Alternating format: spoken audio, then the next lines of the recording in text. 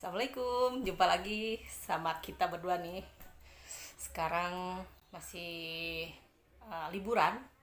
Nah, gimana caranya kita mengisi liburan yang bermanfaat dan bisa ada hasil walaupun sedikit ilmu. Kali ini saya mau coba bedah buku. Apa sih bedah buku? Nah, nanti kita lihat ya. Bedah buku tentang eh, dibilang cerpen tapi banyak, dibilang buku tapi kumpulan cerpen apa sih sebenarnya nanti ya.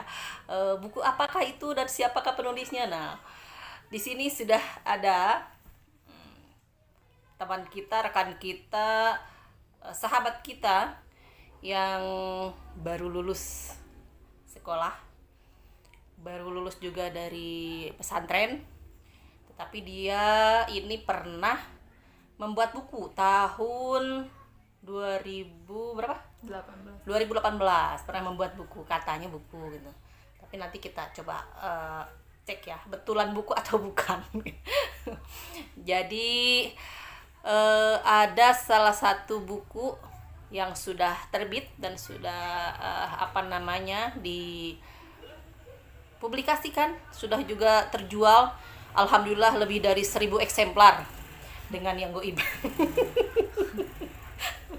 Baik, ini bukunya, kebaca kan ya. Jadi judul bukunya Curhat Dong Allah. Ini karya Ralintia Hasna Rafifah. Sekarang penasaran kan? Kenapa sih judulnya itu? Isinya apa sih, tentang apa? Terus penerbitnya siapa sih, kok mau ya menerbitkan buku itu gitu? Terus ada manfaatnya nggak buku ini buat kita semua, buat teman-teman di rumah dan semua generasi muda yang membaca buku ini? Dan untuk yang sudah beli buku ini wajib nonton deh. Jadi biar nggak salah paham. Kadang-kadang hanya membaca selewatun mungkin agak sedikit ada yang gagal paham, atau memang ada yang sesuatu yang kurang dimengerti, atau memang ingin bertanya lebih banyak pada penulisnya. Nah, ini boleh langsung, nanti bisa di kolom chat juga boleh ya, nanti kapan-kapan kita balasnya. Kalau memang perlu jawaban yang segera, bisa langsung kontak ke alamat email nanti yang akan kita berikan juga di kolom chat. Oke, tidak berlama-lama, kita sapa dulu teman kita. Selamat pagi. Ralin Tias Nara Pipa, biasa dipanggil Alin. Ini banyak sekali teman-teman kita yang pasti yang ingin tahu sejarahnya. Kenapa sih buku yang kamu ciptakan ini judulnya Curhat Dong Allah? Coba bisa sedikit dijelaskan kenapa sih? Oke, jadi pertama isinya itu tentang anak-anak serta remaja-remaja muslim yang memang hidupnya itu penuh cobaan gitu. Jadi mereka mengadu kepada Allah, mengadu kepada Sang Maha Kuasa untuk menghadapi cobaan-cobaan tersebut. Dan tentunya untuk di endingnya dipastikan ini semua happy ending. Karena apa sih yang nggak akan happy kalau kita bergantung semua ke Allah kayak gitu. Oh, seperti itu. Oke. Terus pertanyaan lagi nih. Awal mula terinspirasi, maksudnya kok pengen sih bikin cerita ini? Inspirasinya dari mana gitu maksudnya? Dia pengen bikin buku gitu, tiba-tiba motivasinya ke apa, kemudian juga inspirasinya awalnya kok bisa sih mengambil idenya tentang teman-teman atau sekumpulan bocah, memang beberapa bocah manusia yang memang banyak permasalahan, tetapi dia telah mengadu pada Tuhan yang Maha Kuasa, berserah diri, kemudian akhirnya happy ending itu inspirasinya apa gitu? Kok pengen mengangkat itu? Terus tujuannya apa gitu? Coba. Karena saya hidup di lingkungan seperti itu, jadi cerita-cerita yang saya tulis di buku tersebut merupakan cerita yang disadur dari kisah nyata, dari Oh, kisah nyata. iya dari lingkungan saya, dari kisah-kisah teman-teman saya. Dan saya berharap dengan saya menulis buku ini akan memotivasi teman-teman yang lain untuk ya terus berusaha. Kayak dari sekian banyak orang yang susah itu bukan cuma kamu doang yang susah, ada masih banyak orang yang masih perlu Lebih susah. ya masih perlu berusaha untuk bertahan hidup kayak gitu. Tetapi mereka ternyata lebih tegar ya. Jadi buat kamu-kamu yang merasa hari ini hidupnya berasa susah, mendapatkan musibah, atau jangan berkecil hati, karena semua permasalahan itu pasti ada jalan keluarnya. Dan jika kita menyerahkan semuanya kepada Yang Maha Kuasa, insya Allah semuanya happy ending. Tidak ada yang tidak bisa diatasi masalahnya. Begitu bukan? Ya. Bukan begitu.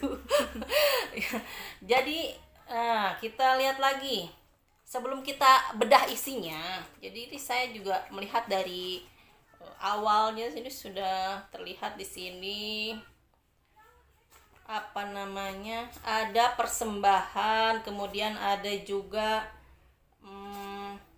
kata pengantar sekapur sirih. Nanda yang menarik ini, kata pengantarnya itu dari Kepala Madrasah Sanawiyah Negeri 1 Cianjur. Coba, luar biasa kan, Bapak Haji Saiful Mubarok MAG. Terima kasih Bapak telah memberikan kata pengantarnya. Bagaimana sih dukungan support dari Pak Saiful Mubarok yang saat itu mungkin menjadi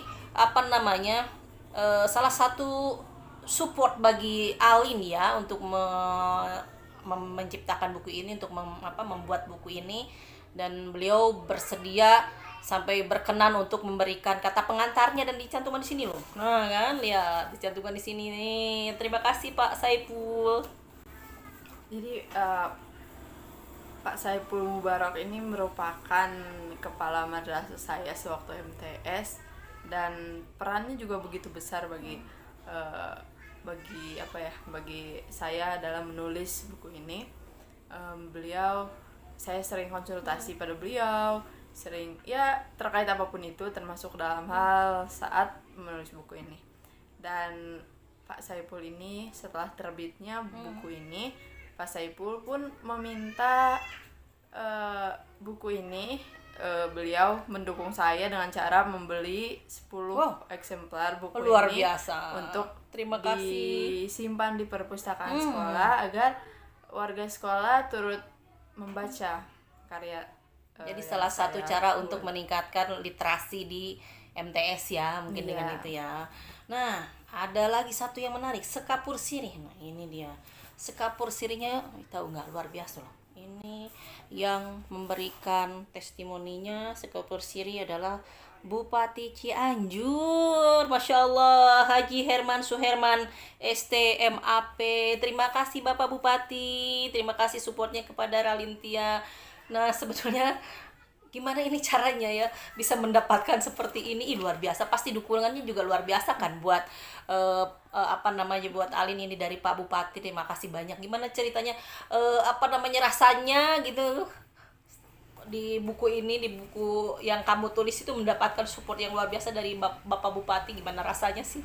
Pasti seneng pasti kan? Iya, ya sangat seneng lah ya, apalagi waktu itu kan saya masih bocil, masih kecil gitu, dapat dukungan langsung dari Bapak Herman yang mungkin waktu itu masih wakil bupati ya, kalau sekarang kan sudah jadi bupati. Nah, saya harap juga kepada Bapak Herman Suherman ini agar terus mendukung karya-karya generasi muda di Cianjur agar lebih maju, dan tentunya lebih nanti bisa mengharumkan nama Cianjur itu sendiri. Luar biasa, luar biasa. Baik, lanjut. Pasti deg-degan mau tanya apa. Jadi kalau saya buka-buka ini buku ada sepertinya kumpulan cerpen begitu ya, kumpulan dari cerita pendek yang digabung dalam satu buku menjadi tetapi intinya isi dari buku ini adalah memotivasi, memberikan motivasi kepada kita semua bahwa permasalahan itu tidak ada yang tidak bisa diatasi, dan intinya semua sama gitu. Mereka bocah-bocah yang menghadapi permasalahan, tetapi mereka itu bocah-bocah yang sangat luar biasa. Nah, bisa sedikit diceritakan nggak sih, ada atau beberapa lah ya, beberapa, karena saya lihat banyak sekali dari subjek-subjeknya gitu. Ada lebih dari 5 ya kalau tidak salah ya, lebih dari 5 subjek atau 5 tokoh, lebih dari 5 tokoh yang diceritakan di buku ini. Mungkin ada yang satu aja atau salah 2 atau salah satu yang memang paling berkesan dari cerita yang diangkat di sini dan paling bisa memberikan inspirasi, motivasi kepada kita semua. Coba yang judulnya apa, terus bolehlah nanti kalau misalkan tokohnya kita gitu tidak perlu disebut lah ya. Coba diceritakan. Jadi dari segi alur memang buku ini memakai alur yang biasa aja gitu, yang memakai alur maju, karena waktu itu kan masih kecil, jadi belum tahu seluk-beluk bagaimana cara menulis dengan baik gitu ya. Terus untuk genre juga menggunakan satu genre, nggak dicampur-campur. Jadi ya mungkin seperti buku bacaan pada umumnya yang ditujukan untuk anak-anak, bukan untuk remaja ataupun dewasa. Nah, cerita yang menurut saya paling inspiratif atau paling paling saya semangat nulisnya waktu itu ada di salah satu judul di dalam buku bacaan ini, mengisahkan tentang seorang anak yang hidup di dalam keterbatasan secara finansial. Nah, ia hidup bersama orang lain dan berusaha keras untuk bersekolah, untuk mendapatkan pendidikan yang layak. Dan hingga akhirnya ia pun mendapat pendidikan yang layak, walaupun dengan berbagai rintangan yang ada seperti itu. Nah, jadi ini pun memberikan hikmah bagi teman-teman agar selalu bersyukur dan terus tekun belajar, karena banyak sekali di luar sana orang-orang yang ingin mendapatkan pendidikan yang layak itu harus berusaha dengan lebih berat gitu, enggak seperti kita yang tinggal belajar aja kayak gitu. Jadi begitu ya, yang sekarang sudah mulai menikmati studi ya, belajarlah dengan baik, karena masih banyak teman-teman kita di luar sana yang belum mendapatkan kesempatan untuk belajar. Bahkan mereka banyak sekali yang harus berjuang membantu orang tua, harus jangankan pendidikan layak gitu ya, untuk kehidupan sehari-hari saja dia tidak bisa makan misalnya seperti itu. Jadi masih berjuang untuk memenuhi kehidupan sehari-harinya. Ada yang sambil berjualan dan sebagainya, masih anak kecil gitu kan. Itu menjadi pelajaran bagi kita semua, harus memang lebih bersyukur lagi, tidak boleh selalu melihat ke atas, tetapi kita harus selalu melihat ke bawah agar lebih bersyukur, dan tentunya kita harus bisa lebih berempati ya, membantu saudara kita. Baik, karena kalau kita bedah semua isi bukunya ini tidak mungkin cukup 1 hari. Nanti mungkin next time kita akan coba bedah per judul, siapa dia, tokohnya, sedekat apa penulis ini dengan tokoh-tokoh yang diceritakan di buku ini. Itu akan kita bedah di lain kesempatan. Terakhir pertanyaan saya, siapa yang paling mensupport Ralin ini dalam membuat buku, dan bagaimana perkenalan Ralin dengan Alra Media yang jadi penerbitnya ini, penerbit Alra Media dari mana? Dari Kalimantan. Kalimantan Selatan. Terima kasih Alra Media yang sudah memfasilitasi dan mendukung Ralintia dalam menerbitkan buku ini. Coba dijelaskan. Jadi untuk gimana saya kenal sama penerbit itu ya, saya dikenalin kan, karena saya belum bisa bersosialisasi pada umur segitu, belum bisa bersosialisasi dengan orang-orang yang lebih tinggi gitu loh. Hanya bisa sama orang-orang yang ya sebaya aja gitu. Jadi saya dikenalin, terus saya didorong untuk menulis. Dipaksa begitu. Jadi ya jadi deh bukunya. Nah, sekarang ada nggak tipsnya dalam menyusun buku gitu kan? Kadang udah mau bikin nih, udah ada judulnya ini misalkan, tapi mau nulisnya apa bingung. Nah, ada nggak sih tips-tipsnya saat menyusun buku ini gitu? Apa memang langsung menentukan judul atau memang kita menulis saja dulu, atau seperti apa yang dilakukan, yang dialami oleh Alin ini? Ini kayaknya tipsnya agak mainstream juga ya. Kalau menurut aku, jadi waktu itu bikin dulu outline-nya, terus bikin dulu ceritanya sebelum ke judul. Karena kita nggak bisa nyimpulin judul kalau ceritanya itu belum beres sampai akhir. Jadi kita bikin ceritanya sampai beres dulu, lalu kita bikin judul. Tapi bisa juga kalau misalkan kita kepikiran judul terlebih dahulu, bisa juga kita kembangin dari judul tersebut jadi paragraf-paragraf yang nantinya akan jadi buku kayak gitu. Kalau semisalkan kita udah stuck, udah nggak bisa maju mundur, udah di situ aja. Jadi gimana? Apa harus cari inspirasi dulu gitu ya, kemana gitu? Harus healing. Harus fresh dulu, jadi nggak melulu di depan laptop. Jadi harus ya sesantai-santainya aja lah. Kalau nulis kan nggak bisa dipaksa ya. Dan itu emang tergantung orangnya juga. Kalau misalkan udah hobi, udah terbiasa, dia bakalan lancar nulisnya. Kalau belum terbiasa, harus dibiasain gimana caranya, dengan cara bikin journaling tiap hari. Stop bikin diary, kita harus bikin journaling.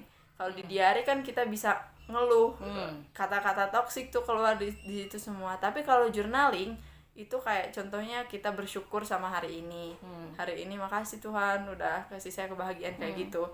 Jadi kan kalaupun nanti di masa depan enak juga kan buat bacanya sekaligus buat latihan nulis kayak gitu. Oh begitu tipsnya ya, bermanfaat kan ya teman-teman ya.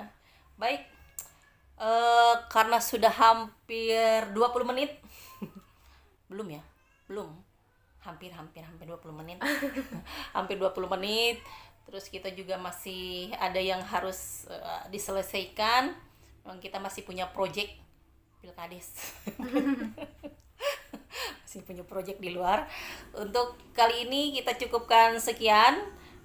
Untuk teman-teman yang masih ingin bertanya boleh nanti di kolom chatnya, kemudian boleh juga via WA atau email, nanti boleh ya. Nanti insya Allah pasti akan dibalas secepatnya. Dan bagi teman-teman juga yang punya ide, punya pertanyaan atau sesuatu yang ingin kita diskusikan, saya dengan Ralin, boleh juga kok kasih ininya ya, masukannya, mau kita diskusikan tentang apa gitu temanya, seperti misalnya ya, boleh, kami tunggu apapun temanya, mau healing, seputaran healing atau seputaran jalan-jalan gitu, seputaran apapun boleh. Yang penting kita bisa nanti cari dulu gaya-gaya yang memang pengalaman dari kita, maksudnya pengalaman kita yang memang kita sesuaikan dengan tema yang teman-teman butuhkan, seperti itu. Demikian, terima kasih atas perhatiannya, semoga bermanfaat dan jangan lupa selalu bahagia dan tetap bersyukur. Assalamualaikum warahmatullahi wabarakatuh.